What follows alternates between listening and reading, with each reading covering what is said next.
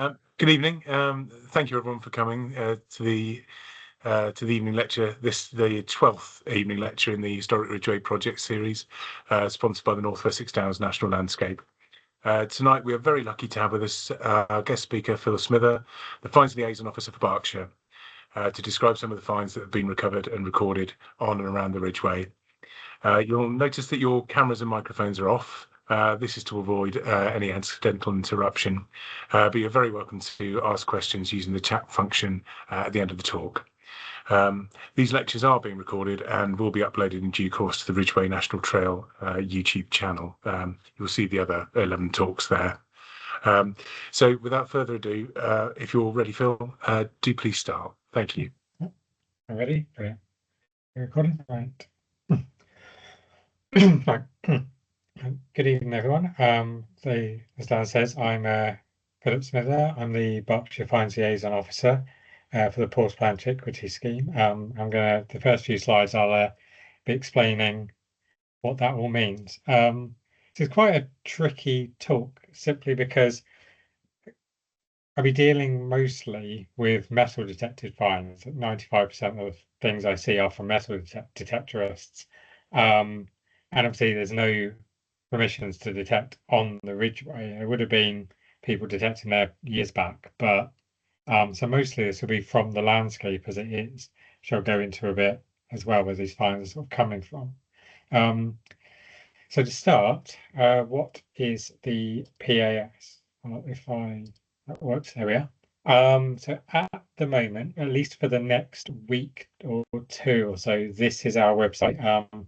It's a little bit 2012 at the moment, a bit outdated, but we are getting a brand new website, brand new database built for us, which is launching soon. But for now, if you go on to finds.org.uk, this is what you'll find. This is my view every day of the week. So what is the PAS? Well, the idea is that we're recording objects would otherwise be lost, or only known to those who find them. So up until the early 90s, it's mostly archaeology through rescue. Then we have PPG 16 and legislation come in for construction projects, and developer-funded archaeology. But this is obviously still very targeted towards where construction development is going on. There's loads of places out in the countryside that wouldn't get developed, wouldn't see archaeology happen unless it's research. Of course, metal detecting took off in a big way, especially in the 70s and 80s, and is even bigger now than ever. So lots of objects are being found, and they can add to our knowledge. So part of my job is the outreach side of it is to talk to detectorists about what the things they're finding, about the importance of context, the importance of recording these objects, as well as recording treasure items, which I'll go on to as well.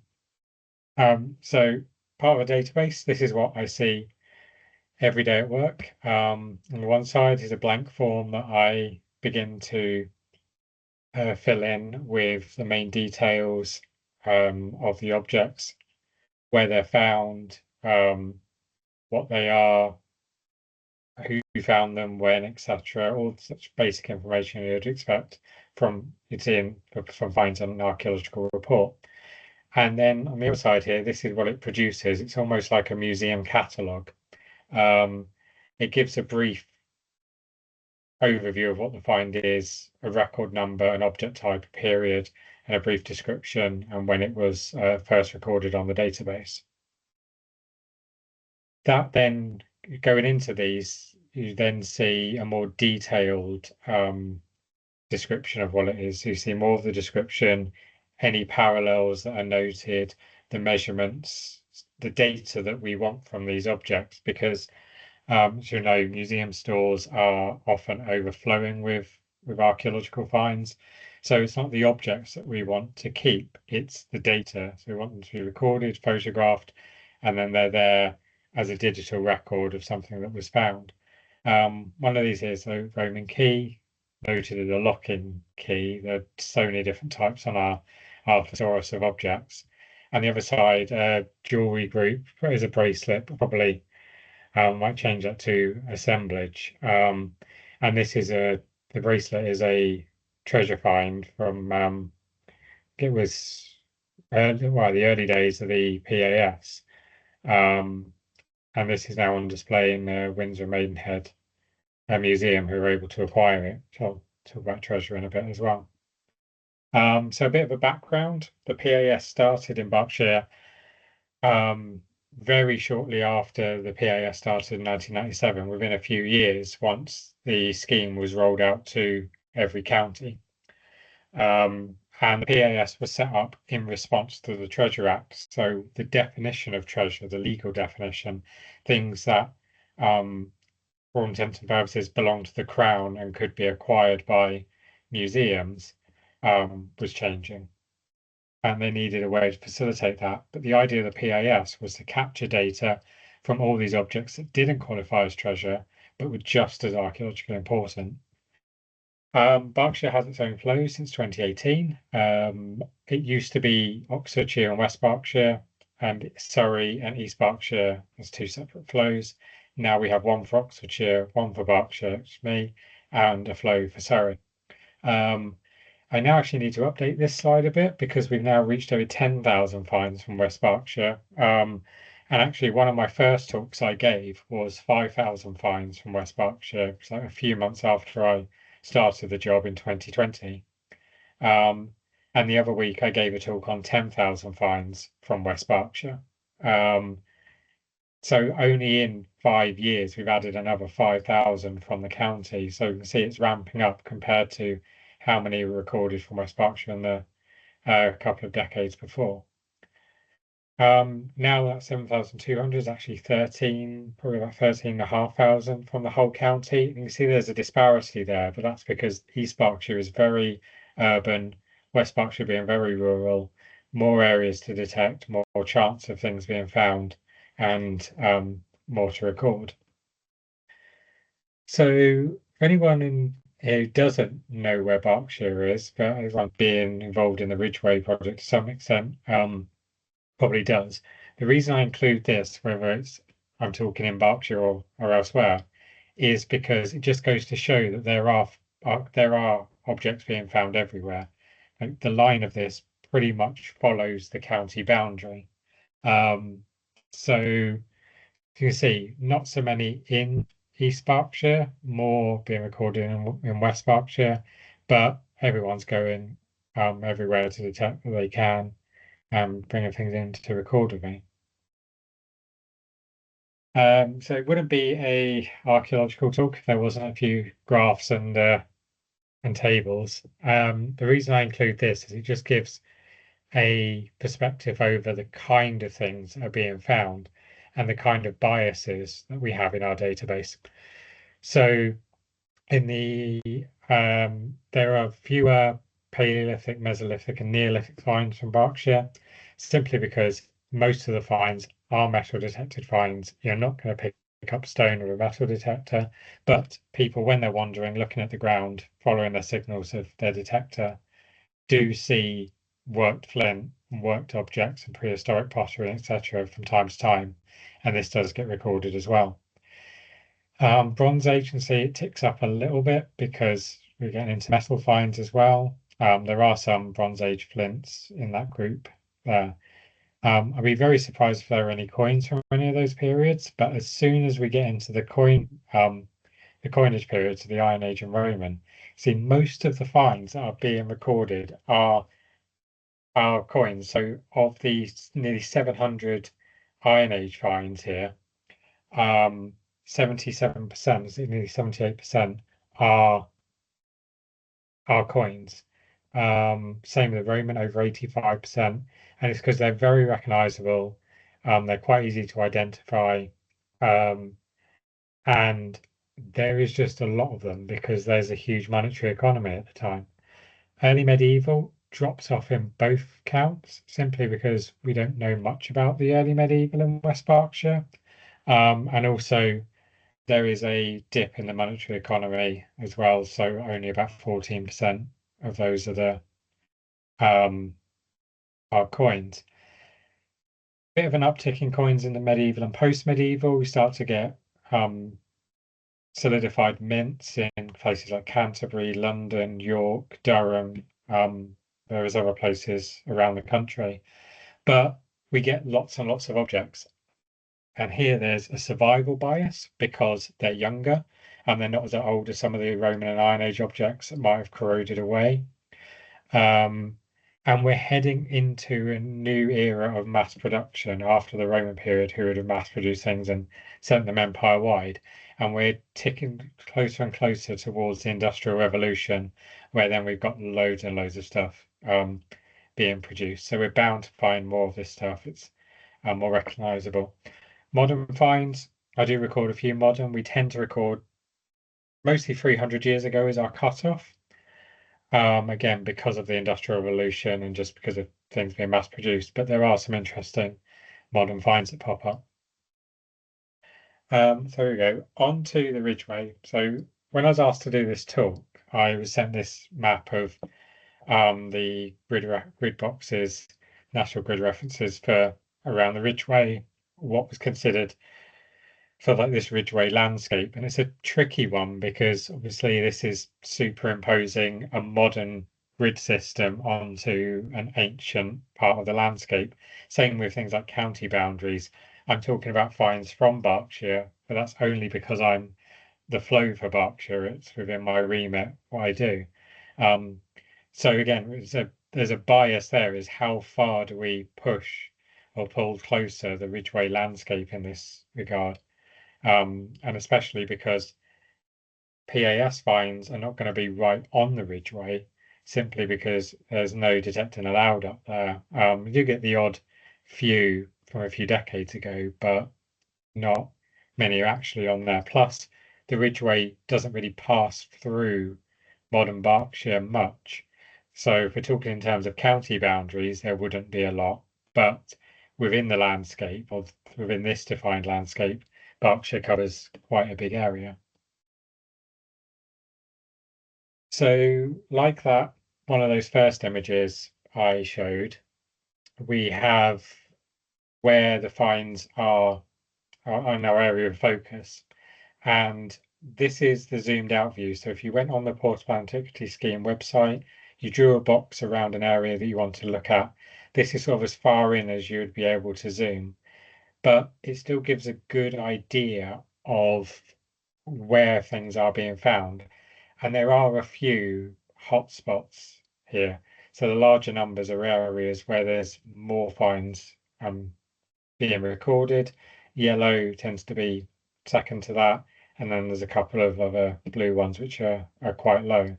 But you can see, like up near, go towards Wallington, Wallingford, that area, there are absolutely loads. Heading like that north east or northeast out of Newbury and up towards Oxford.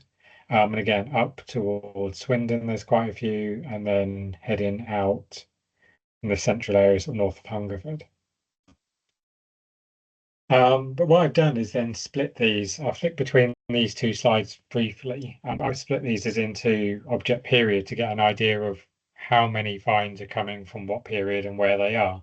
And you can already probably notice that those hotspot areas, so especially around Wallingford and that Wantage area, those are our big hotspots of objects in general of all periods.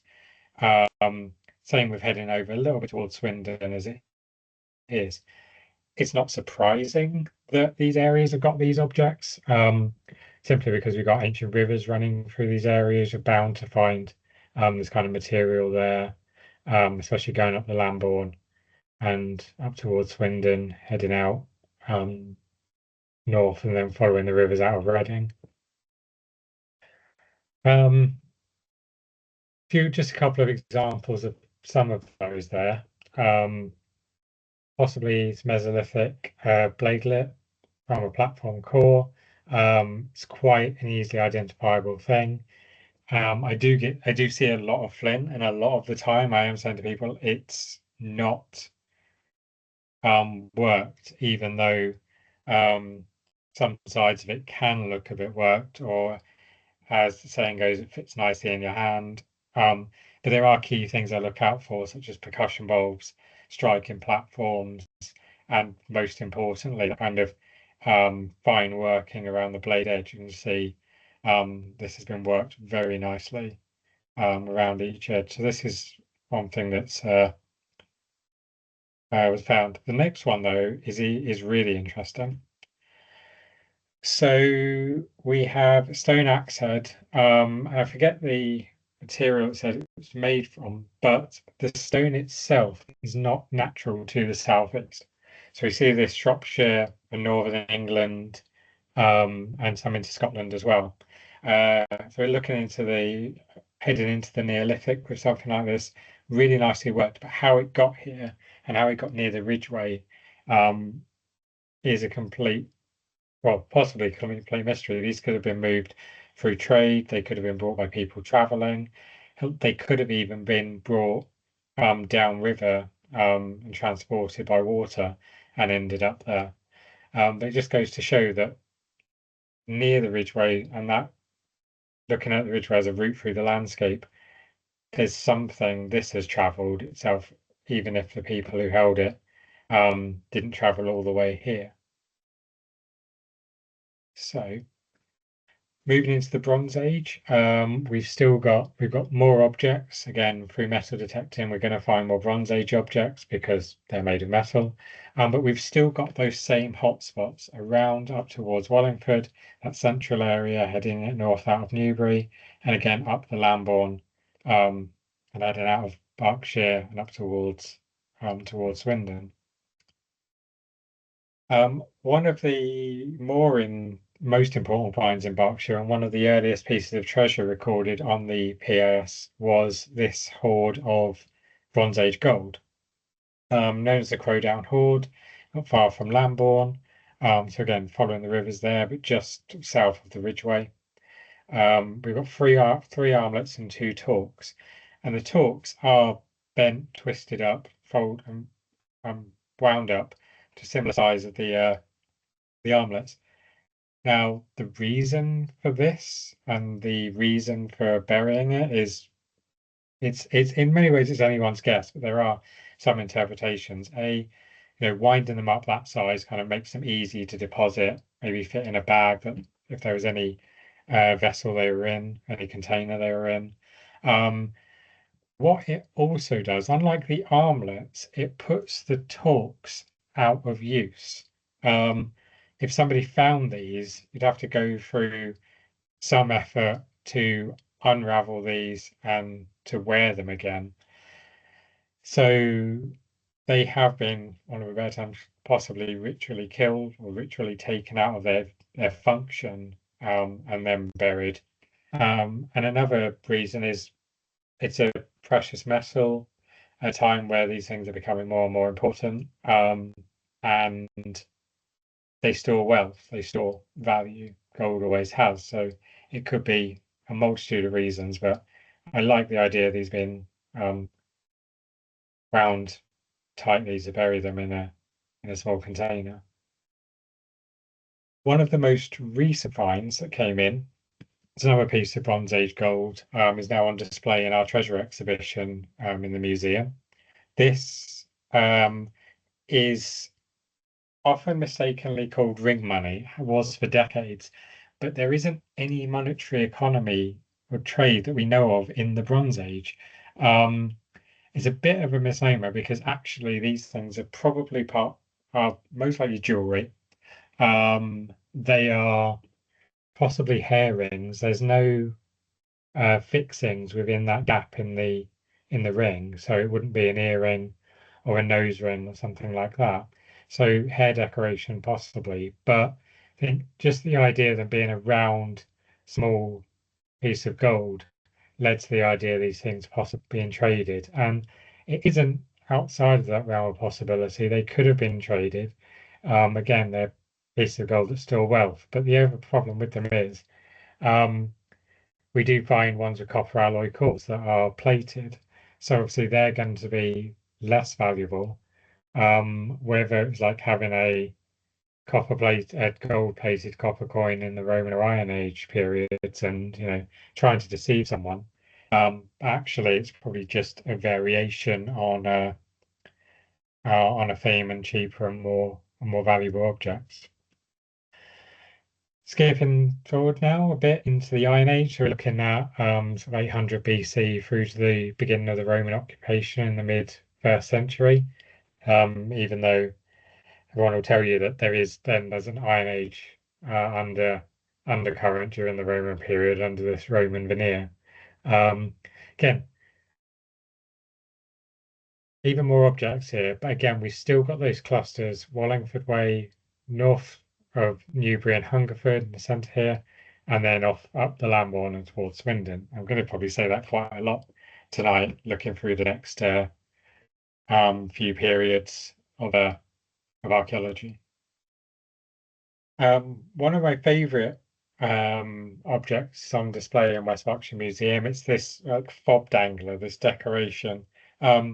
Function really kind of unknown, probably a piece of personal adornment, something so it could have spun around an axle as well, could have decorated a vessel or even a car or chariot, something like that. It's difficult to know, but these little what I call it the duck dangler, but whether they're meant to be ravens or crows or some other bird, again, it's down to interpretation. But I can imagine this would look quite fun spinning around. I haven't included it for some reason. I couldn't find it, but I did make a GIF of this from the images, and it does look quite fun spinning. So it'd be interesting to see if we can one day understand more about it. And within this landscape, again, it's like anthropomorphic imagery. We've got this figurine. Again, what it was attached to is unknown, but these kind of objects point towards areas of occupation. So normally when I'm looking at these sites that are along this landscape in Berkshire, I'm looking at things like the objects and sometimes and mostly even the pottery because it shows often people settling. These objects are portable. It says in the Portable Antiquity Scheme, they're called portable objects, but they're kind of semi-portable. They're going to stay within a household, within a building, within a settlement. They're not going to be taken and carted around that much, unlike things like finger rings or brooches or coins, which will either be worn by somebody, or carried for trade. So these kind of point towards areas of occupation more than some objects.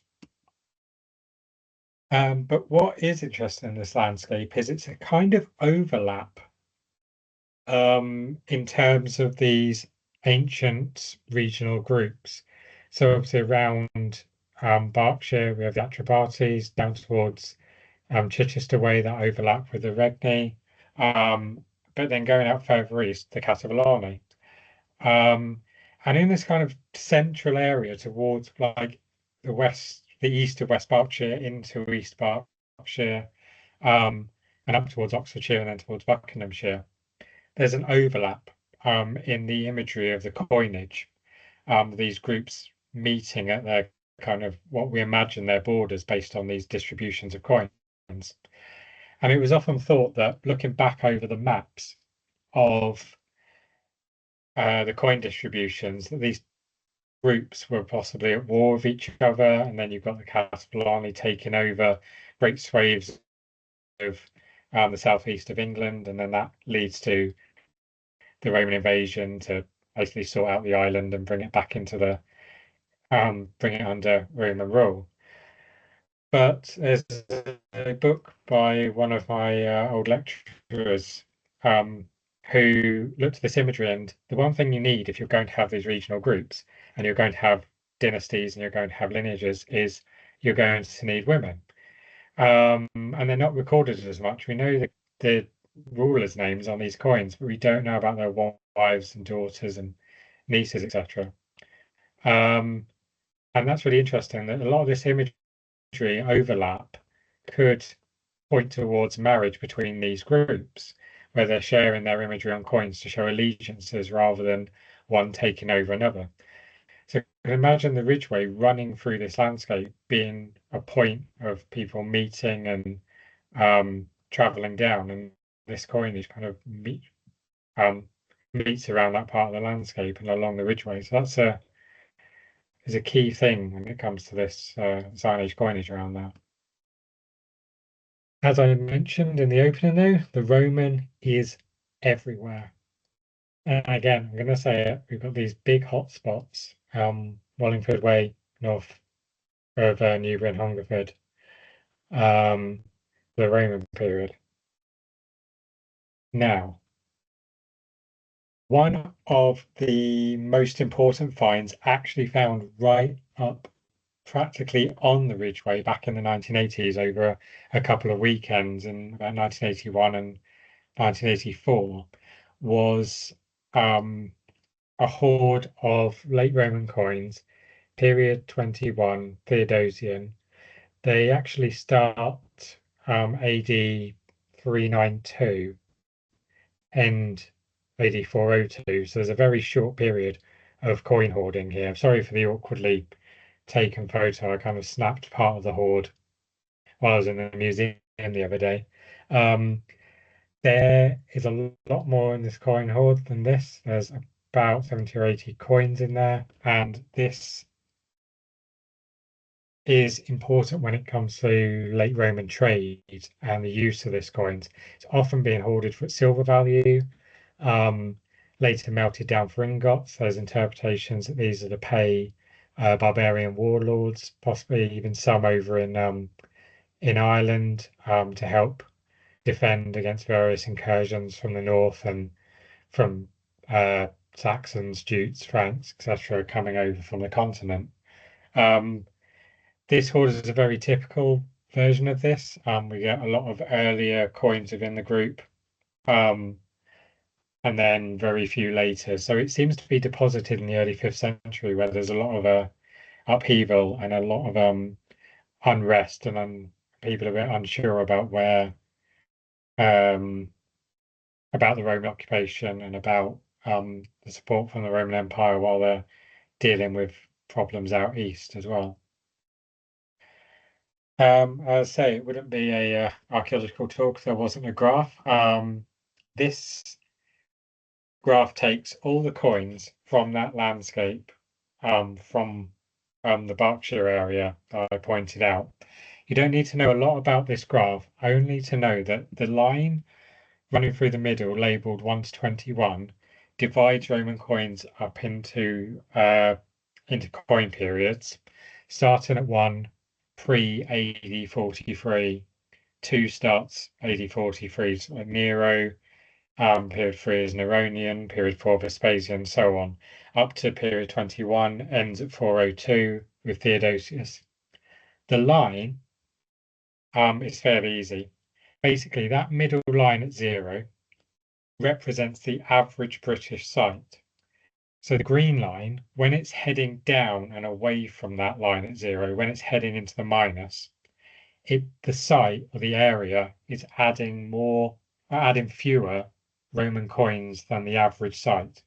When it's heading back up towards that middle line at 0, when it's on an upward trajectory and more positive, the area is adding more coins than the average Roman site in Britain. So you can see around period 13, AD 260, from then up until period 19, ending in 375, over a 100-year period, this landscape is adding more coins than the average British site. And this is a trend across Oxfordshire, Wiltshire, Berkshire, and the South East. It was once thought that this meant there were ritual sites associated with these, but as we've delved into PAS data more and we've got these things recorded, what it's really showing is a long period of trade, of lots of coins, and often interpreted as the Roman military exploiting the landscape, paying local landowners for their crops, their livestock, their materials, especially the copper and tin, which the Romans always wanted from Britain as it is, and stops around the Valentiniana around 375. It adds a bit more, but then drops off dramatically. So we've got in this Ridgeway landscape, we've got a lot of Roman trade going on, and that's really important for a lot of sites. And it doesn't often really stop there. It's a really rare solidus, a really rare coin of Leo the First, dated to the mid to late 5th century.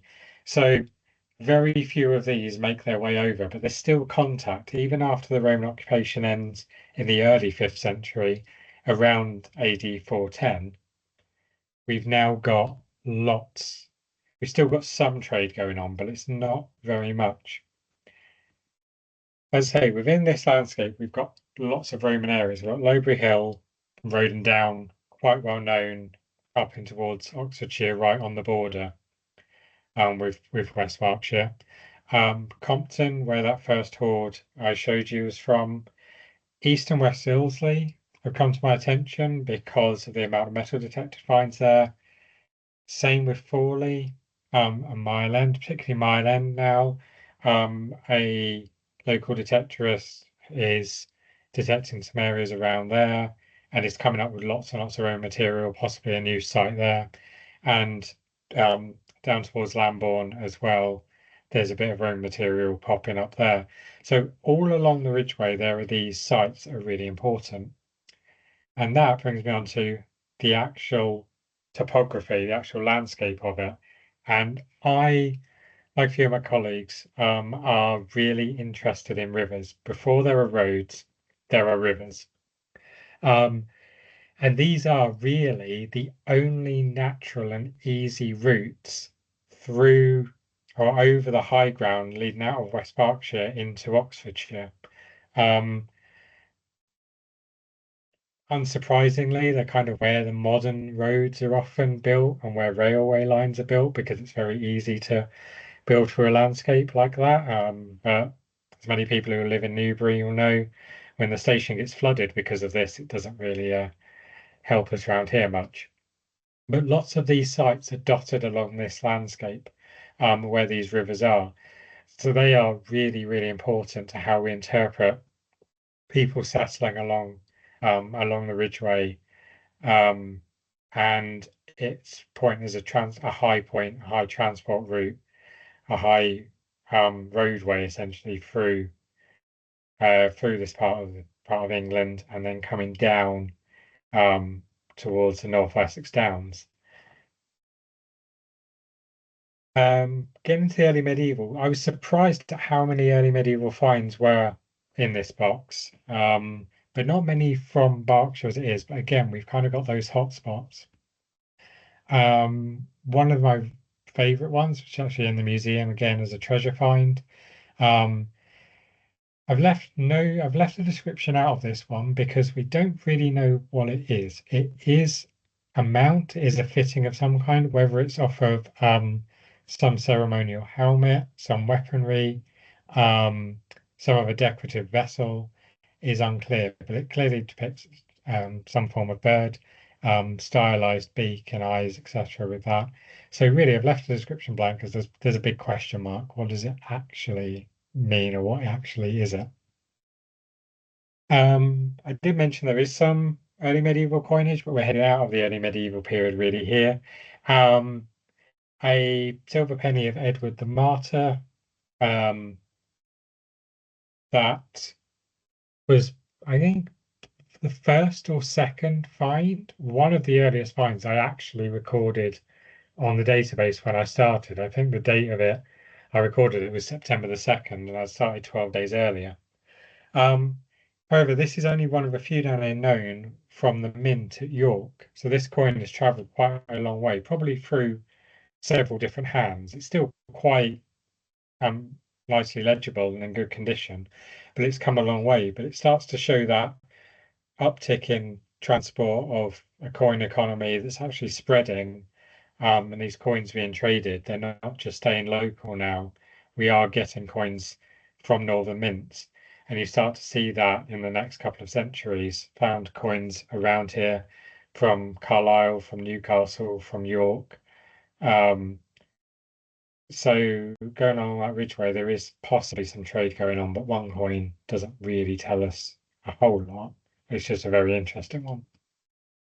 And then we've got things from even further afield. Got a copper alloy buckle of early medieval date. It's a Byzantine buckle form, and these are found across Europe. Not very many here in the UK, but there are a few.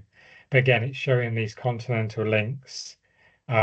Somebody possibly moved over here, settled in this Ridgeway landscape, and this is part of their identity or something that they would wear.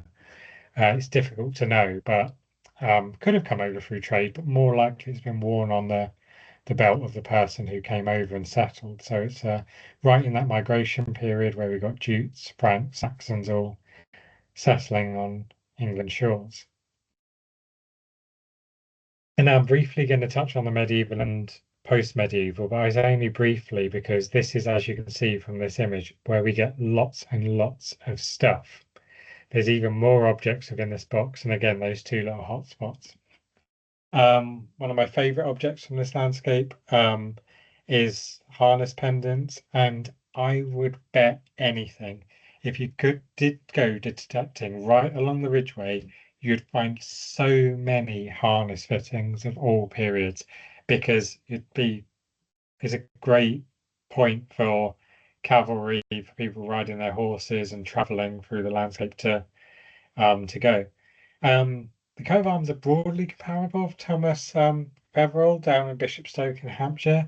This might be a coincidence. People kind of wanted their own coats of arms, but as the 13th and 14th centuries went on, everyone of all periods were decorating their horses because it was just the dumb thing. So you'll see very generic coats of arms that look like official family crests, but they're not.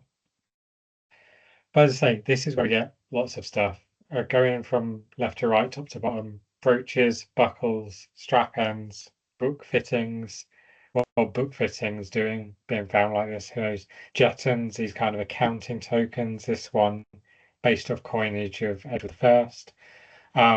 And the Tilby and lots of coinage. Here a Tilby penny of Henry II. I say we're just getting into more mass production, like these kind of things being churned out and cast in huge molds, cut up and then sold and traded, and shops popping up where you can buy belts and brooches and all sorts of things. And again, similar with the post-medieval, you've got these hotspots again, but lots and lots of stuff. Again, coinage, we've got Henry VIII, which I always love showing coins of Henry VIII because they're just, I don't know, the image that they chose on there is just really fascinating.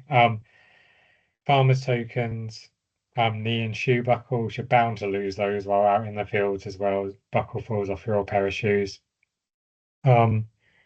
Weights, and one of the other common things we find are these seal matrices for sealing letters and all sorts. So these are kind of common objects that would be dropped again on sites or out in the fields, or even like say traveling through this landscape. You're going to get items of personal adornment dropped, coins dropped, weights like this possibly dropped at markets as well. Checking the weights of coins and goods, etc. So I'll go back. Actually, I'm not going to go back to the slide, but if I go back to one of them where we see all these, we see all these hotspots, and I've mentioned this multiple times through the talk. And I wanted to try and answer the question of what does this mean? Does it actually mean anything for the Ridgeway, really? And the short answer is no. The reason being is because if you remember at the beginning of the talk, I mentioned about various biases we have on the PAS. This is one of them. What's recorded is where people have been detecting. And there are huge areas where people aren't allowed to detect, such as scheduled monuments. Then we've got just large landowners and estates that don't often allow detecting. Then on the flip side, we've got areas where obviously people are allowed to detect, and sometimes you get huge rally groups of 100, 200, 300 people going out detecting, and they're bound to find more. So a big bias we have is we get stuff recorded on where people have been detecting, and we don't get things recorded where people haven't. So trying to interpret a lot of these objects into the landscape, whether that be the Ridgeway or any other landscape as it is quite tricky. So we have to like iron out these biases, like in any archaeological study as it is. If anyone's done any work with the PAS, you might know of the Norfolk bias, where in Norfolk it's low lying, it's green, it's flat, loads of areas for detecting, and they've been used in the historic environment record to record finds like this since the 1970s. So there is over 100,000 records from Norfolk alone, compared to other areas and other counties which have about 5, 10, 15,000 from them. So this is something we're battling with is a bias. So it's a shame I don't have a better conclusion of what this means for the Ridgeway as it is, but it's something that needs to be better studied as to where the PAS finds from Berkshire, from Oxfordshire, and all around the Ridgeway fit into this story.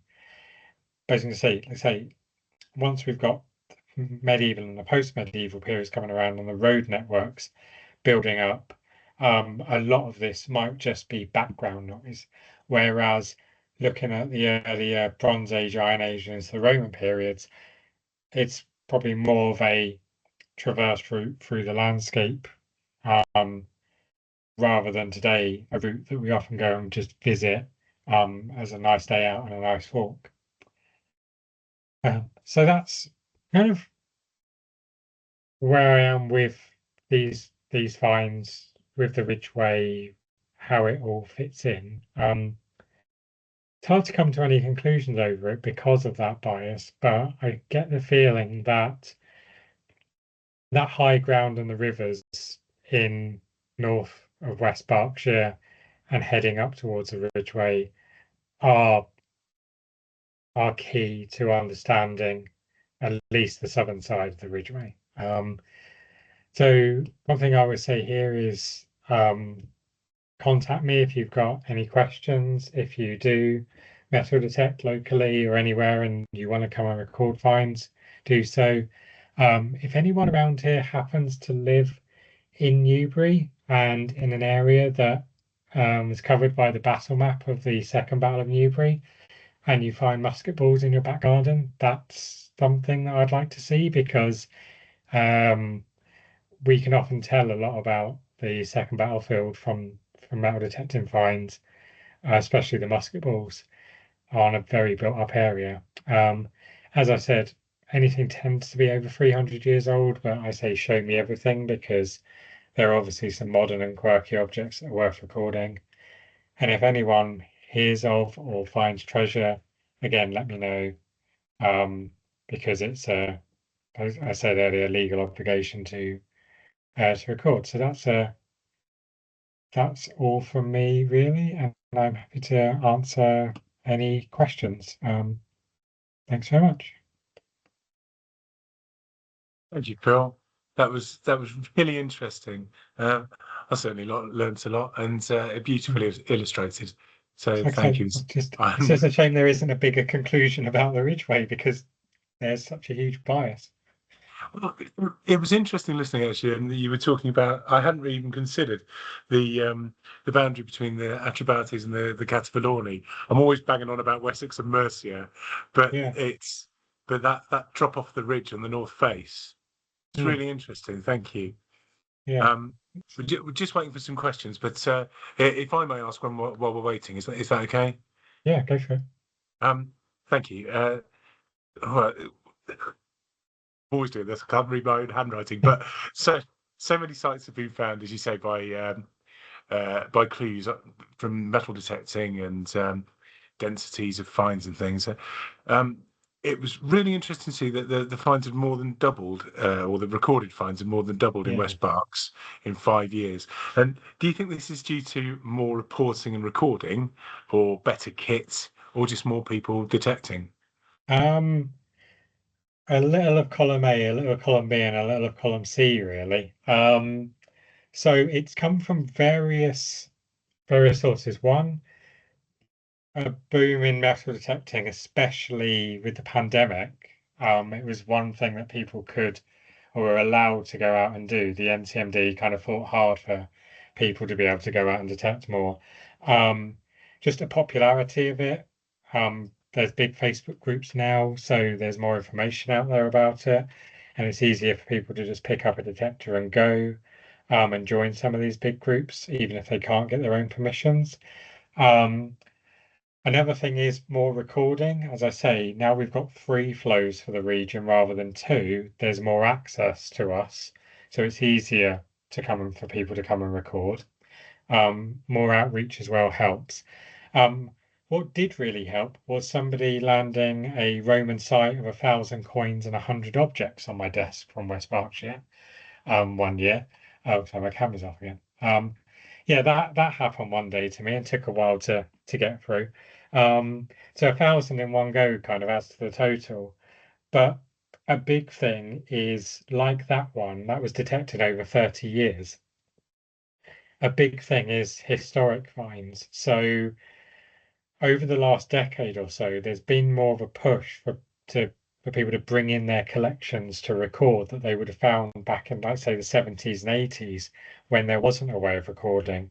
Particularly a couple of people who come to see me who used to come to West Berkshire Museum in the 90s with their finds. The curator would do an ID list for them, but not really keep any other record. And now they're bringing those finds back to me for me to actually properly record. So it's a little of everything, really. Um, but again, where there's often sometimes where there's a drop off in one area, it picks up in another. And also to say, I haven't recorded all of those finds from West Berkshire. So people can go to any flow to record. So let's say there was a big metal detecting rally in Berkshire and they came all the way down from York to go to it, they might go back to York and record with the flow there. So I don't often see all of the finds that come in, but I see them through doing research like this. As you can see in that talk, there were some finds that had like a Surrey prefix rather than a Berkshire one that would have been recorded by the Surrey flow. So it's a little of all of those columns really. So it's very interesting. Oh, sorry, there's something in the chat. Um, Or just where the lecture is, I think. oh yes, sorry. Yeah. You're a step ahead of me. Um, Yeah. and is it possible for you to use that information to spot patterns so that you might be able to identify sites in the landscape? So you've got uh, a suspicious density of finds in one field, and somebody's also reported some tesseracts and bits of Yeah. mosaic. Definitely. I mean, that's the whole purpose of it because um, even though somebody might come to me and say, "Oh, this field has never been detected," and I can, when I record their finds, I find that 20 years ago somebody detected that field and found some. Um, So what might look like a new discovery is actually building on old data, and that's the whole purpose of it. We're trying to build up these patterns, these clusters of finding in these sites. But the important thing is like with the Ridgeway, and like with those Roman sites, those areas where we've got density of Roman material, it's trying to pick out what shows a density of occupation and what is sort of like background PAS bias noise as well. Um, Simply because, again, like I say, we can only record where people have been detecting. So somebody might stumble across a new Roman site, but it's only so far represented by 3 or 4 coins because they're the only one detecting it. Um, if a big group go on and they're all finding lots and record them, then you see a bigger cluster and it really points to it. So again, it's just trying to pick out what's on the database as much as what isn't on the database, the areas that are blank, and how they fit into the known archaeological background as well. So it's just about drawing from different data sets, and the PAS is just one of many as it is. It's just hard to know what it all means sometimes. But you must work quite closely with the HER to understand where the known sites are and how these spot finds that come in relate to those sites, or or the wider landscape. So yeah, I mean, you do work closely with the HER, because the thing is with the HER, it's got all of particularly the above ground stuff. There is a lot of the archaeology and the excavated archaeology there, but again, it mixes in like evidence from aerial photography or geophys, etc., which might have been done again decades ago, and now people are detecting those areas. So now we've got the finds to add to the known or the suspected archaeology. So when there's a ditched enclosure with no very specific date, if somebody has been detecting those areas, and loads of Roman finds start to come up, starts to put two and two together and come up with a Roman site. So it does help us add to it. And again, it helps us add to these areas that are probably never really going to get excavated, because there's no development going on, and research funding is few and far between. So it just adds to our data set. That's really interesting. That sort of tangible dating evidence. But we have a question from Wendy. Where is Mile End, and what are the finds coming from the site? So I showed a map in a way. If you know where Lambourne is, Mile End, it's sort of northeast of there. And I can't be more specific about the site, but the site is towards the north of that. So we're heading northeast of Lambourne and towards the Ridgeway. Kind of that corner of where the high ground is on the topography I showed. It's mostly Roman. It's mostly Roman, and it kind of still, it's the same sort of material that I've seen on the PAS from all of those areas that I listed. It's very similar to Lowbury Hill, to Roden Down, to East and West Ilsley. You've got these peaks of late Roman coinage and looking like this long landscape of trade. And as the way I put it is, Britain was the Egypt of the West. It was, for the Romans, it was a grain basket, it was a metal store, or in other words, actually kind of like a giant Costco for them. It's just, it was even though I studied the shore forts, like what are named the Saxon shore forts, were almost like big container ports. They were shipping so much out. So this is where we see these patterns of coin trade and huge volumes of coinage, to pay for all of this stuff. And this landscape being the Ridgeway being a really easy way to travel, the rivers all leading towards London. It's clear that we've got material coming from the southwest all the way through, and Mile End is kind of like the first point in West Berkshire on that route, all the way through. So it's a site I'm quite excited about, and thankfully I've got a really good detectorist who's got permission there, and she's recording absolutely everything and getting everything properly ID'd. So that could be a good area of study in the future. And then thank you for putting it in such eloquently putting it in such context. That was really beautifully described. Thank you. And we've got a question from Dave Kavanagh. Are archaeologists not permitted to use metal detectors on scheduled ancient monuments? Nope. Nobody's allowed unless Historic England say yes, and you have to have a very, very good reason. There's a colleague up in Scotland, who studies, one of his big studies with lead slingshots. So I can't remember Rome the hill site up there he was studying, but there was loads of sling bullets around it. But what they were looking at is there's a Roman fort up in the north of England, and they proposed to Historic England to do a metal detecting survey outside to look for these sling bullets. Um, and of course, metal detecting is kind of mostly chance and usually 90% rubbish, old tin cans, and in their case, lots and lots of Victorian pennies. Um, so when they started digging some exploratory holes based on like metal detectors giving out um, signals like through beeps with the detectorist earphones to suggest what the metal might be, lead had a very, very similar signature to Victorian pennies.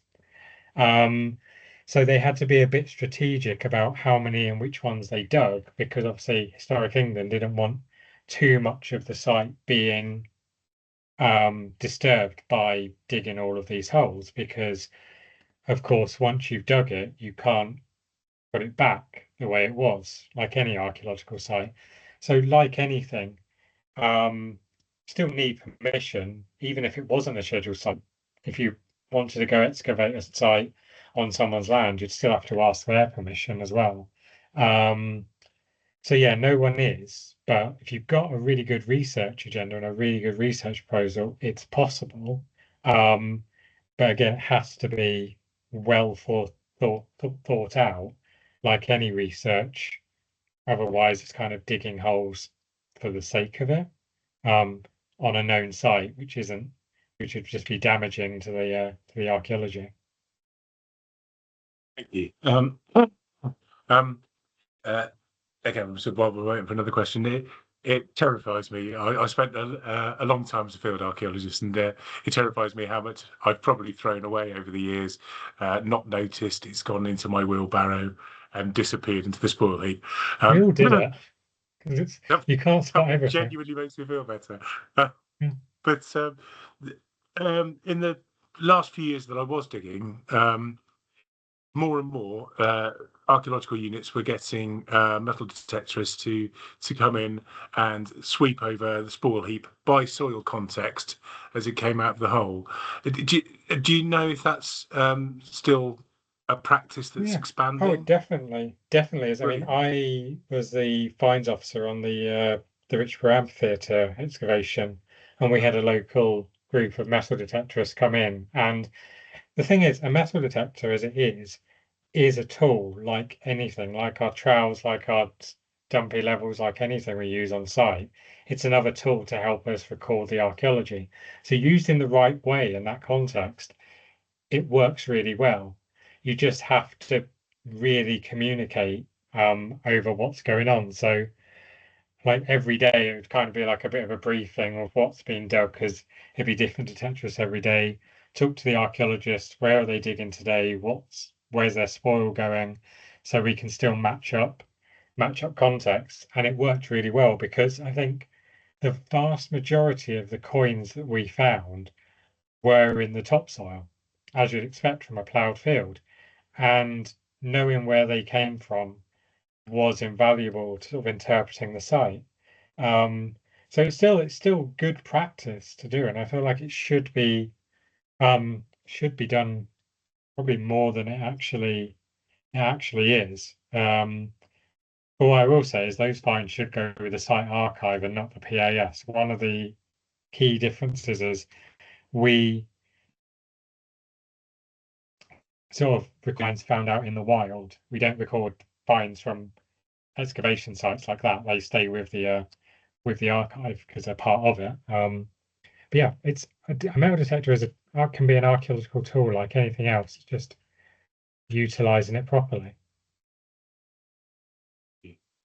Um, and I think that's it for the questions now, Phil. Yeah, sounds good. Um, but if I may just say thank you, that was really interesting, and I'm sure everyone's really appreciated your time. So thanks again, and thank you Yes. everybody for coming. Sorry, Phil, did you want to say something? No, I'm good. Yeah, like I said, if anyone has any other questions, feel free to email me.